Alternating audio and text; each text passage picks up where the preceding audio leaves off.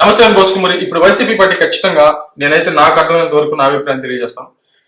YCP party ప్రతిపక్ష హోదా దేనికి అని చెప్పేసి అడిగితే ప్రజా సమస్యల గురించి లేవనెత్తడానికి అని చెప్పారు. నేను ఆల్రెడీ వీడియో చేశాను. నా కేవీ క్రియేషన్స్ ఎవడో హ్యాక్ చేసాడు ఎదవా, అందుకని చెప్పేసి ఈ ఛానల్ పెట్టుకొని ఏదో ఈ వచ్చేటువంటి 20-30 వ్యూస్ తోనే ఏదో అలా అర్థం ముందుకెళ్తున్నాను. అందుకని చెప్పేసి ఏ విషయాన్ని కూడా రెండోసారి ప్రస్తావిస్తున్నటువంటి పరిస్థితి అయితే ఉన్నాయి. నేను ఆల్రెడీ దీని గురించి ప్రస్తావించాను. సమయం వచ్చింది కాబట్టి మళ్ళీ వైసీపీ నాయకులు మాట్లాడుతున్నారు కాబట్టి దీని గురించి చర్చించడం ప్రయత్నం చేస్తాం. అది ఏంటంటే, ఇప్పుడు మీరు ప్రతిపక్ష హోదా ఎందుకంటే ప్రజల సమస్యలు లేవనెత్తడానికంట. అది ఒక దేవాలయం అంట.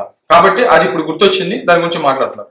నేను అదే చెప్తున్నాను. మరి మన ప్రతిపక్షంలో ఉన్నటువంటి టైంలో 2014 నుంచి 2019 దగ్గర వరకు మన ప్రతిపక్షంలో ఉన్నటువంటి టైంలో మనం అసెంబ్లీ ఎగ్గొట్టి వెళ్ళిపోయాం కదా. ఆ రోజు చాలా మంది ప్రస్తావించారు కదా, అసెంబ్లీ రాకపోతే ఎలాగా అని చెప్పేసి అన్నాం కదా. అసెంబ్లీ ఎగ్గొట్టేసి వెళ్ళిపోయి మన పాదయాత్రలు అవి చేసుకుంటూ కూర్చున్నాం.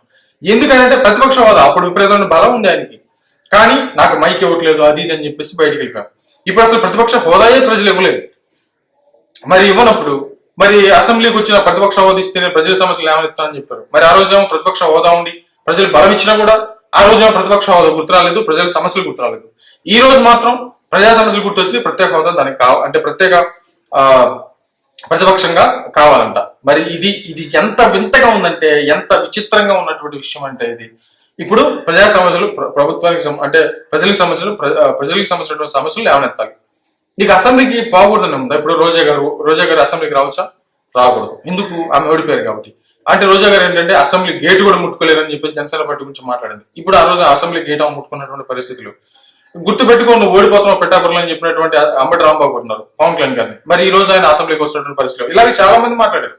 మరి ఎవరు కూడా ఈ రోజు అసెంబ్లీలో లేనటువంటి పరిస్థితులు అయితే ఉన్నాయి. ఎందుకు రారు? వాళ్ళు ప్రజలు ఓడించి ఇంటికాడ కూర్చోబెట్టారు కాబట్టి.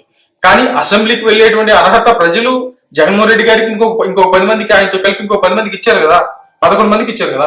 మరి ఈ 11 మందికి అసెంబ్లీలో వాయిస్ వస్తుంది కదా. మరి వెళ్ళినప్పుడు 11 మంది 11 సమస్యలు మాట్లాడండి ఆయనకి ఇచ్చినటువంటి టైంలో.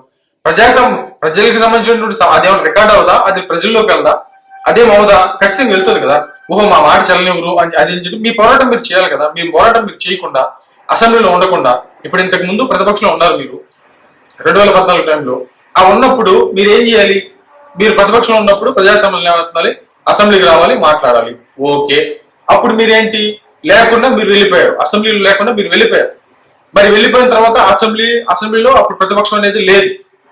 ఆ రోజు మీకు టైం ఇవ్వలేదని చెప్పేసి మీరు వెళ్ళిపోయారు. మరి ఈ రోజు అదే విధంగా మీరు అసెంబ్లీకి వచ్చి మీరు మాట్లాడి మాకు టైం ఇవ్వట్లేదు, మాకు ప్రతిపక్ష హోదా కావాలి, మాకు టైం సరిపోవట్లేదు అని చెప్పేసి మీరు అసెంబ్లీకి వచ్చి మాట్లాడతా ఇది డిమాండ్ చేస్తే కరెక్ట్ అవుతుందేమో. కరెక్ట్ అది అంటే రాజ్యాంగబద్ధంగా ఇవ్వరు, ఏం కాదు, కనీసం కొద్దిగానే దాంట్లో న్యాయం ఉంటుందేమో. అసలు అసెంబ్లీకే పోకుండా మాకు ప్రతిపక్ష హోదా ఇస్తేనే మేము వస్తాం లేకపోతే రామని చెప్పేసి మాట్లాడితే ప్రతిపక్ష హోదా రాజ్యాంగబద్ధంగా ప్రజలు ఇవ్వాలి కదా. ప్రజలు ఇవ్వలేదు కదా. ఇవ్వనప్పుడు ఉన్న దాంట్లోనే మనం దాన్ని ప్రజల సమస్యలు లేవనెత్తాలి కదా. ఇప్పుడు ఆల్రెడీ గెలిచి ప్రజలు అసెంబ్లీకి పంపించే అర్హత ఇచ్చినా కూడా వెళ్ళి ప్రజా సమస్యలు మాట్లాడలేను మనం. ఒకసారి ప్రతిపక్షంలో కూర్చోబెట్టి దానికి సంబంధించిన బలం ఇచ్చినప్పుడు కూడా ప్రజా సమస్యలు మాట్లాడలేను మనం. మరి ఇప్పుడు వెళ్ళి మరి ఏం చేస్తారనేటువంటి అనుమానం ప్రజలకి రాదా? మరి ప్రజలు అంత పిచ్చోళ్ళ? ఒకసారి ఆలోచించుకుంటే బెటర్, లేకపోతే అవసరం.